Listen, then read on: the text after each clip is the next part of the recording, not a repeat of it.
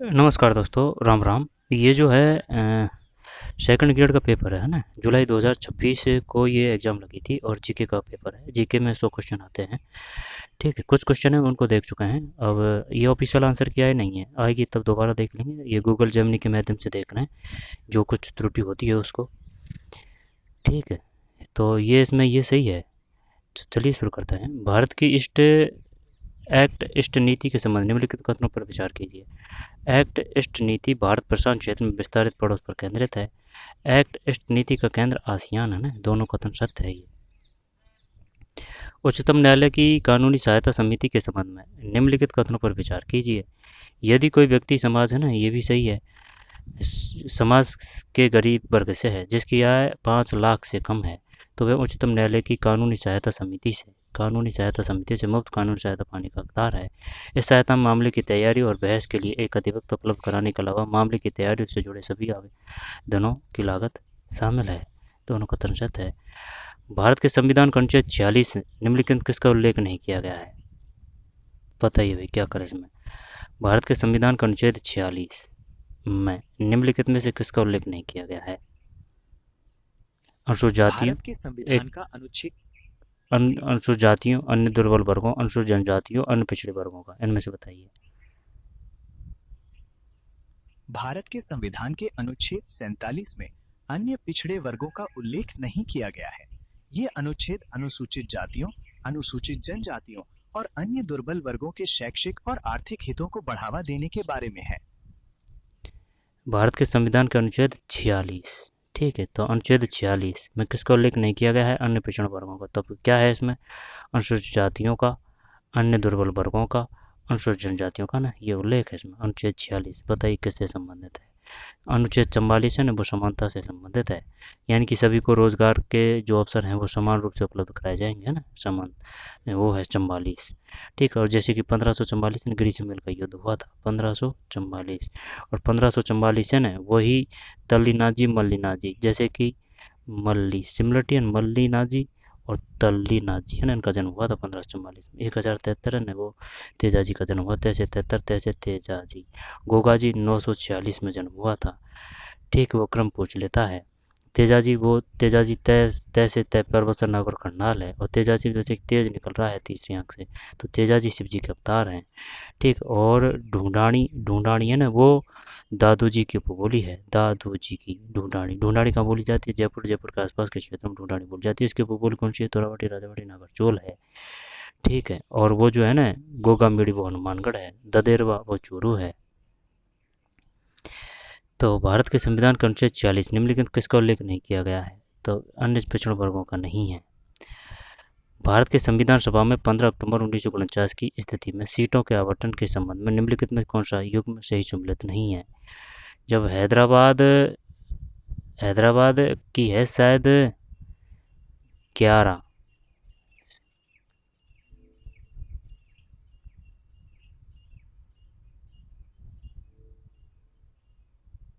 इस बारे में जानकारी पाने के लिए क्या आप मुझे बता सकते हैं कि आप किस राज्य या प्रांत के बारे में जानना चाहते हैं? भारत की संविधान सभा में 15 अक्टूबर 1949 की स्थिति में सीटों के आवंटन के संबंध में निम्नलिखित में कौन सा युग्म सही सम्मिलित नहीं है? जब हैदराबाद 16 नहीं है, जबकि United state of Rajasthan 12, Mysore 8, Bhopal 1।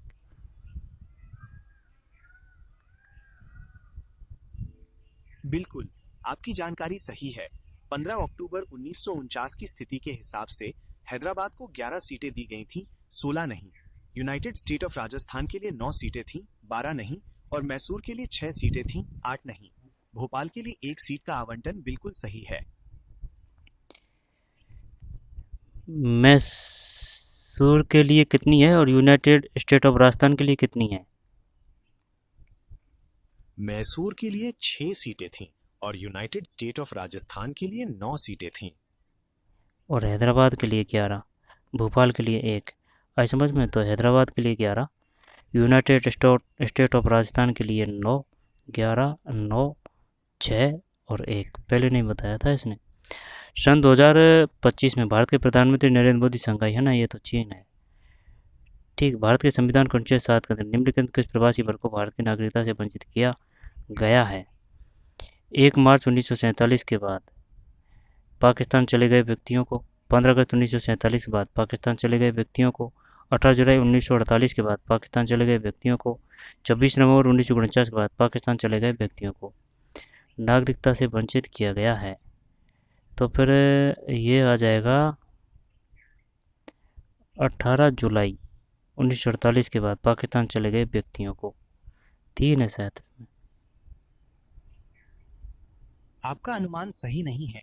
Bharat के संविधान के अनुच्छेद 7 के तहत 1 मार्च 1947 के बाद पाकिस्तान चले गए व्यक्तियों को भारत की नागरिकता से वंचित किया गया है। 1 मार्च है भाई, 1 मार्च 1947 है ना तो ना ही 15 अगस्त है, ना ही 26 नवंबर 1949 है। 1 मार्च 1947 के बाद पाकिस्तान चले गए व्यक्तियों को।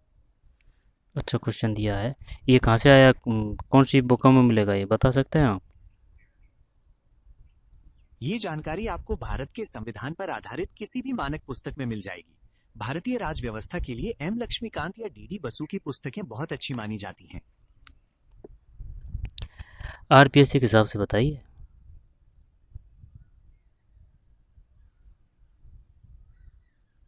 आरपीएससी यानी राजस्थान लोक सेवा चल छोड़ आयोग छोड़ भी छोड़ छोड़ 1 मार्च 1947 के बाद पाकिस्तान चले गए व्यक्तियों को संसद के जीवन काल से संबंधित निम्नलिखित कथनों पर विचार कीजिए। पहले करते हैं। आपातकाल की अवधि के दौरान संसद द्वारा अपने जीवन काल को एक बार में 6 माह से अधिक अवधि के लिए नहीं बढ़ाया जा सकता। नहीं बढ़ाया जा सकता है। आपातकाल की उद्घोषणा के प्रबुद्ध न रहने के पश्चात बढ़ी हुई अवधि 1 वर्ष के आगे विस्तारित नहीं की जा सकती। आपातकाल की उद्घोषणा के प्रबुद्ध न रहने आपातकाल की उद्घोषणा के प्रबुद्ध न रहने के पश्चात बढ़ी हुई अवधि 1 वर्ष के आगे विस्तारित नहीं की जा सकती। अब देख, संसद के जीवन काल से संबंधित निम्नलिखित कथनों पर विचार कीजिए। संसद तो कभी खत्म नहीं होती है। आपातकाल की अवधि के दौरान संसद द्वारा अपने जीवन काल को एक बार में 6 माह से अधिक अवधि के लिए नहीं बढ़ाया जा सकता। ये बढ़ाया जा सकता है। आपातकाल की उद्घोषणा के प्रबुद्ध न रहने के पश्चात बढ़ी हुई अवधि 1 वर्ष के आगे विस्तारित नहीं की जा सकती। तो फिर क्या ये तो गलत है? तो क्या 2 सही है? तो क्या 3 कर दें इसमें? केवल सेकंड सही है। आपका निष्कर्ष सही है। आपातकाल के दौरान संसद के जीवन काल को एक बार में 1 साल से अधिक के लिए नहीं बढ़ाया जा सकता और ये विस्तार आपातकाल के खत्म होने के 6 महीने बाद से अधिक जारी नहीं रह सकता।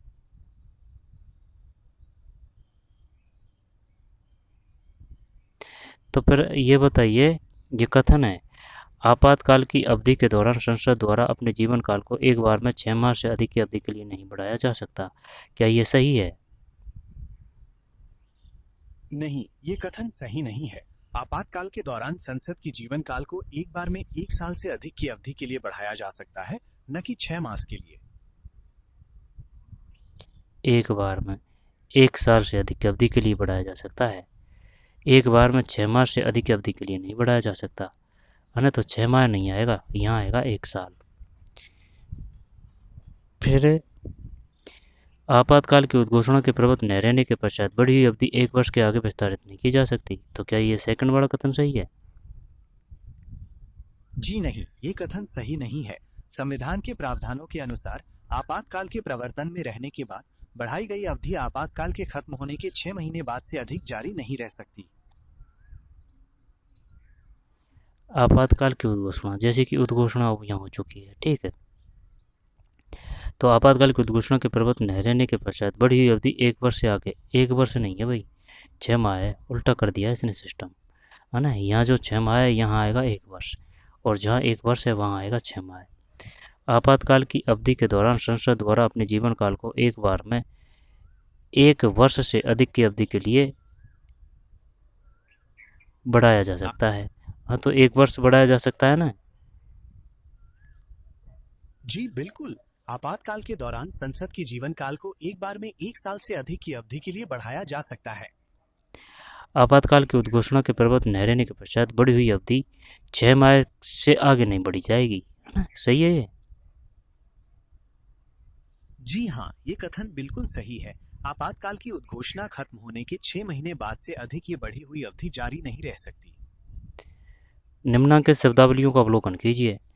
तो फिर वैज्ञानिक दृष्टिकोण, एकात्म मानववाद, ज्ञानार्जन और सुधार की भावना, राष्ट्रगीत का आदर करना क्या है, नागरिक के मूल कर्तव्य में हुआ है।